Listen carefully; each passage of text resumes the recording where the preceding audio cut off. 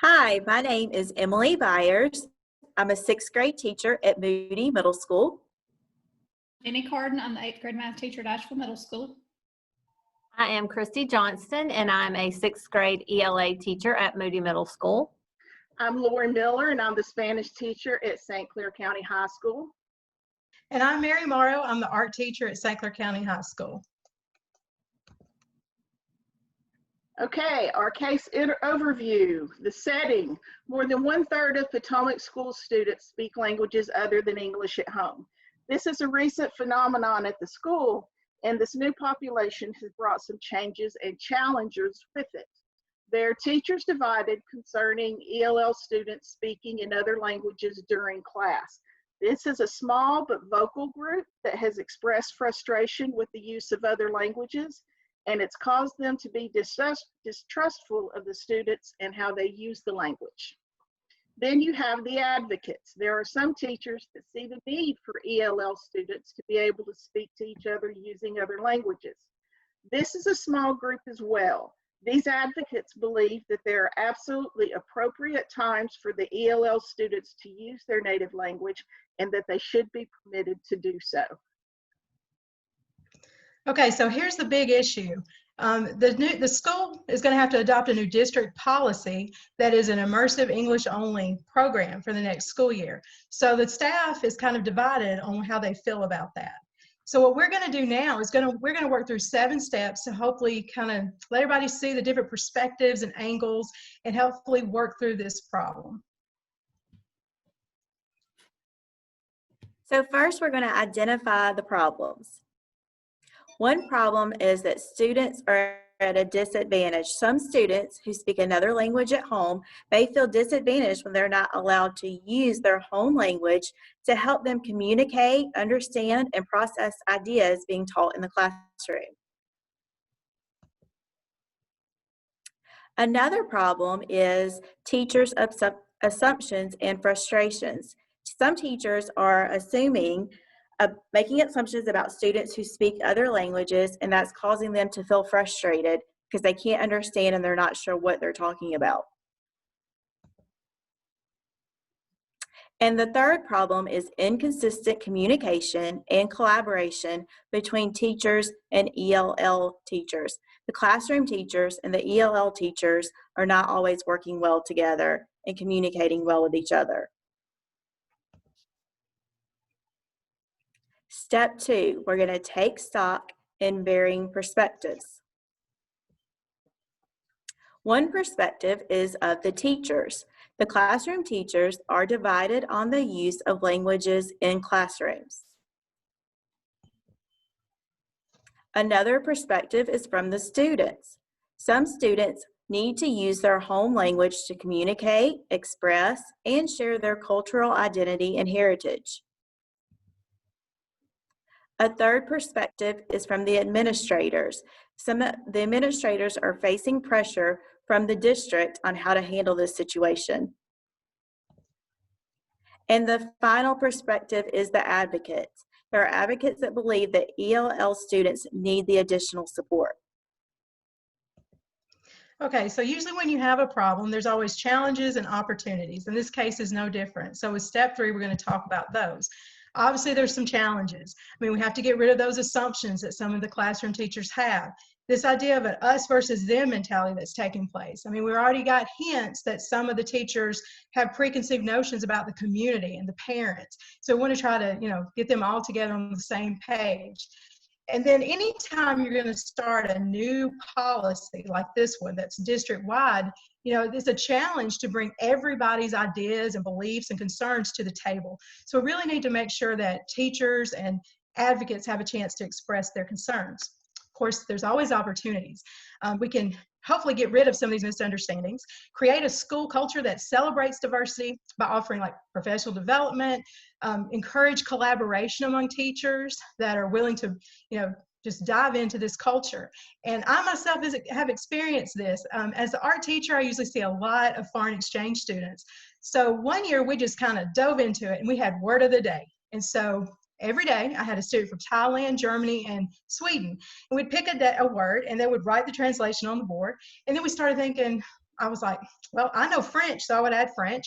And then the kids would be like, well, I'm taking Spanish, I'll add Spanish.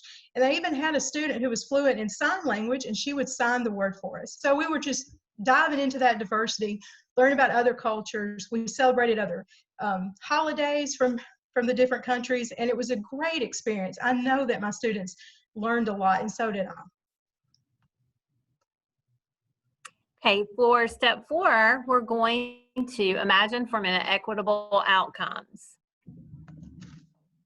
So the first thing we can do is provide accommodations that will ensure that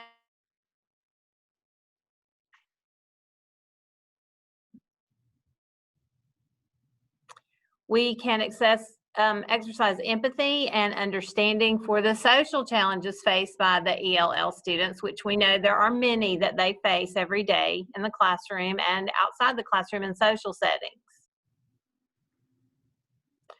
We have assessments, and for assessments, we need to make sure that we use multiple assessments to measure progress and placement of these students. And then lastly, we'll have strategies. We can use data to pair students' needs to strategies used to accommodate their individual learning. Okay, for step 5, we're going to brainstorm immediate term responses that we can use.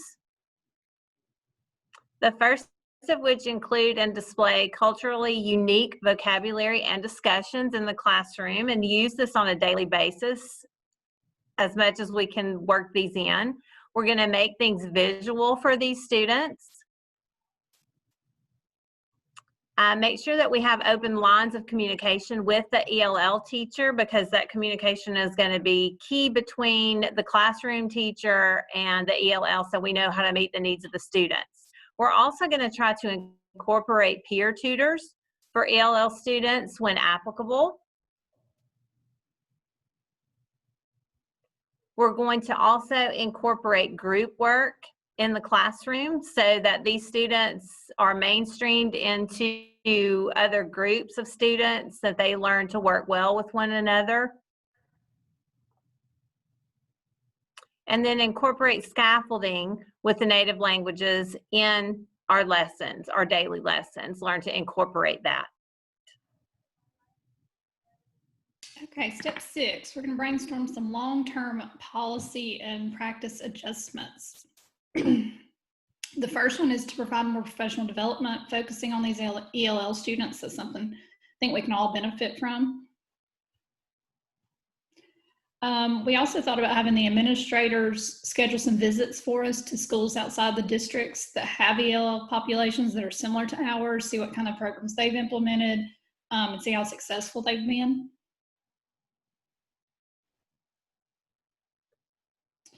We also felt the need maybe to discuss loosening these strict policies when the students can or cannot speak English,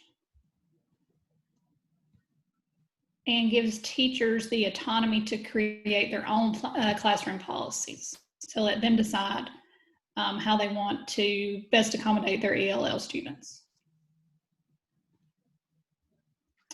And then we crafted a plan of action for step 7. The first thing we did was research. We researched the program that our system wants to implement, see if it actually works, see what kind of success they've had with it, but also do some research on maybe some other policies, some other action plans for implementation into our school.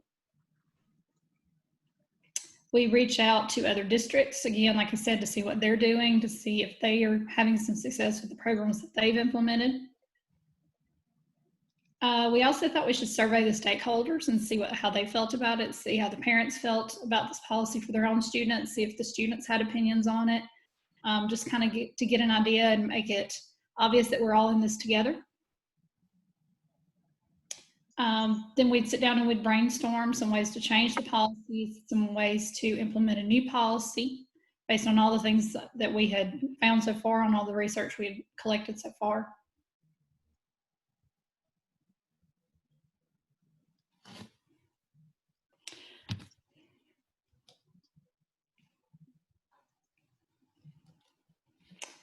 Then we'd work together and we'd create a new plan.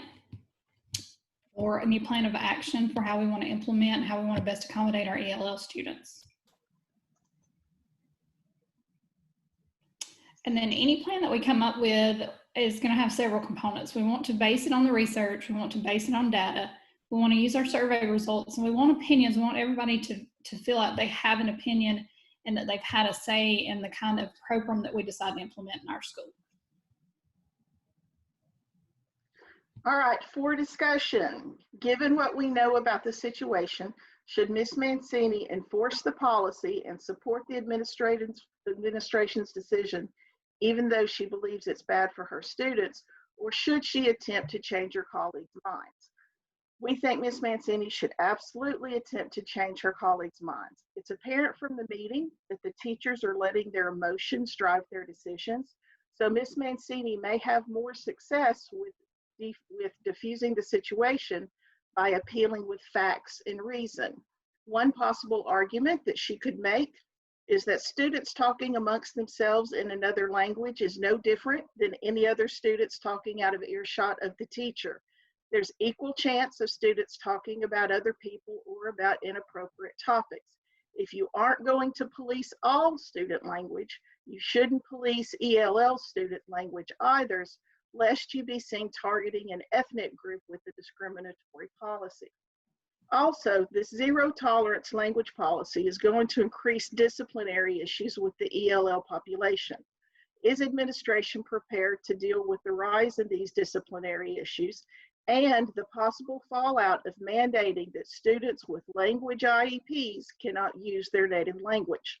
There are possible legalities that administrators will have to face when dealing with a protected group.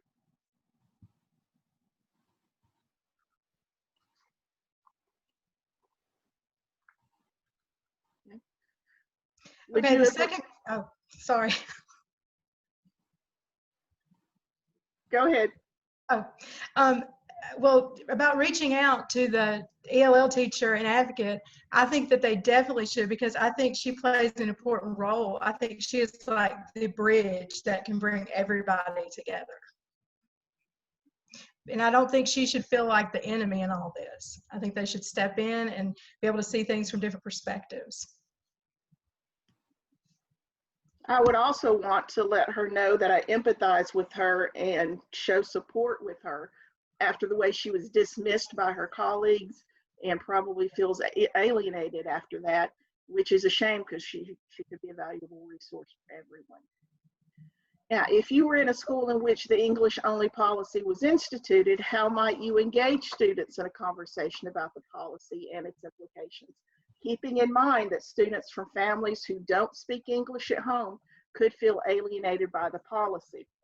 I think it would be important to have conversations with the students about the new policy and to get their opinions. They might be more open to the policy than you would think. They do, after all, want to learn English. But these conversations need to be frank and honest, and the students should be allowed to share their ideas in a judgment-free environment. It would also be important to stress to the students, we're not trying to take away their culture. We're not trying to encourage them in any way to ignore who they are. We're simply trying to find a solution that works for everyone and gives them the best opportunity to be successful in our school. Thank you. That's our presentation.